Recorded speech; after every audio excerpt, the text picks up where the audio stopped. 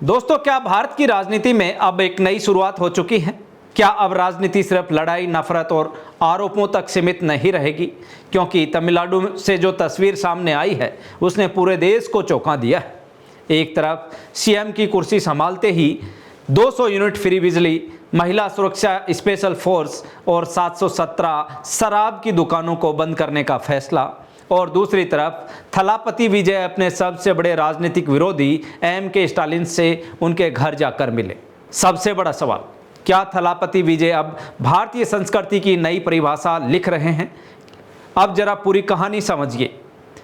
तमिलगा वेत्री कंगड़म यानी टीवी के चीफ और सुपरस्टार्स से नेता बने सी जोसेफ विजय अब तमिलनाडु के नए मुख्यमंत्री बन चुके हैं। रविवार सुबह 10:15 पर उन्होंने तमिल में शपथ ली। इस दौरान राहुल गांधी भी मौजूद रहे और प्रधानमंत्री नरेंद्र मोदी ने भी विजय से फ़ोन पर बात कर सीएम बनने की बधाई दी। लेकिन कहानी यहीं ख़त्म नहीं होती। शपथ ग्रहण के बाद जो हुआ उसने राजनीति देखने वालों को हैरान कर दिया। सीएम विजय पूर्व मुख्यमंत्री और अपने राजनीतिक प्रतिद्वंदी एम.के. स्टालिन के घर पहुंचते हैं। जी हाँ, दोनों गले मिले, साथ बैठे और तस्वीरें वायरल हो गई।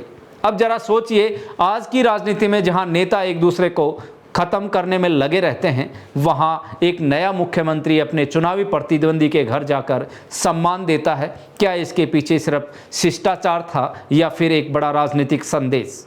क्योंकि स्टालिन वही नेता है जिनकी पार्टी को हराकर विजय सत्ता तक पहुंचे, लेकिन फिर भी स्टालिन ने सरकार गठन में सहयोगी भूमिका निभाई और यहां तक कहा कि अगले 6 महीने तक उनकी सरकार को डिस्टर्ब नहीं किया जाएगा।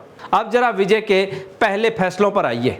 सीएम बनते ही उन्होंने पहला दस्तावेज साइन किया, 200 यूनिट फ्री बिजली देने के आदेश पर। इसके बाद महिलाओं की सुरक्षा के लिए स्पेशल टास्क फोर्स और एंटी ड्रग्स स्क्वाड बनाने के आदेश दिए गए।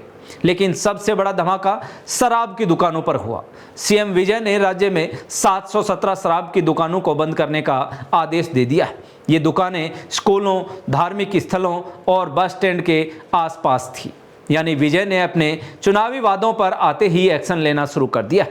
अब जरा सोचिए, जो लोग कहते हैं कि फिल्म स्टार राजनीति में क्या करेगा, उन्हें अब जवाब मिल रहा होगा, क्योंकि विजय ने सिर्फ भाषण नहीं दिए बल्कि सालों तक ग्राउंड पर संगठन खड़ा किया। 2009 में विजय ने अपने फैंस क्लब को जोड़कर एक संगठन बनाया और फिर 2022 के लोकल चुनाव में इसी संगठन ने 169 में से 115 सीटें जीत ली। यानी विजय की राजनीति सिर्फ स्टारडम नहीं बल्कि ग्राउंड नेटवर्क पर खड़ी हुई है। लेकिन कहानी में संघर्ष भी है। विजय जब पैदा हुए तब उनके पिता एस.ए. चंद्रशेखर संघर्ष कर रहे थे और मां शोभा कॉन्सर्ट्स में गाना गाकर घर चलाती थी। 10 साल की उम्र में विजय ने पहला रोल किया, जिसके लिए उन्हें सिर्फ 500 रुपये मिले।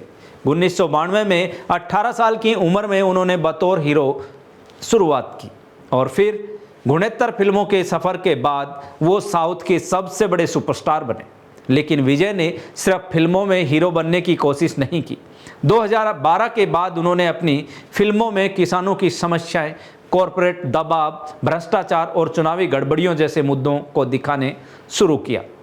फिर आया 2 फरवरी 2024, जब विजय ने टीवी के पार्टी बनाई और फिल्मों को अलविदा कह दिया। अब जरा उनके चुनावी वादे सुनिए। ग्रेजुएट बेरोजगारों को हर महीने 4000 रुपये, डिप्लोमा धारकों को 2500 रुपये, महिलाओं के लिए आर्थिक सहायता और AI यूनिवर्सिटी तक का वादा। यानी विजय ने राजनीति को युवाओं, महिलाओं और वेलफेयर मॉडल से जोड़ दिया है। लेकिन सबसे बड़ा सवाल, क्या विजय सच में तमिलनाडु की राजनीति का नया अध्याय बन पाएंगे? क्या वो MGR और जयललिता की तरह स्टारडम को स्थायी राजनीतिक ताकत में बदल पाएंगे, या फिर राजनीति की असली परीक्षा अभी बाकी है? फिलहाल एक बात साफ है, तमिलनाडु से निकली ये तस्वीर देश की राजनीति को नया संदेश जरूर दे रही है कि विरोधी हमेशा दुश्मन नहीं होते और राजनीति सिर्फ टकराव नहीं, सम्मान से भी चल सकती है। आपकी क्या राय है? क्या विजय भारतीय राजनीति की नई उम्मीद बन सकते हैं? कमेंट करके जरूर बताइए। वीडियो पसंद आया हो तो लाइक और शेयर कीजिए और ऐसी ही बड़ी राजनीतिक और वायरल खबरों के लिए जुड़े रहें जागो इंडिया जागो के साथ। धन्यवाद।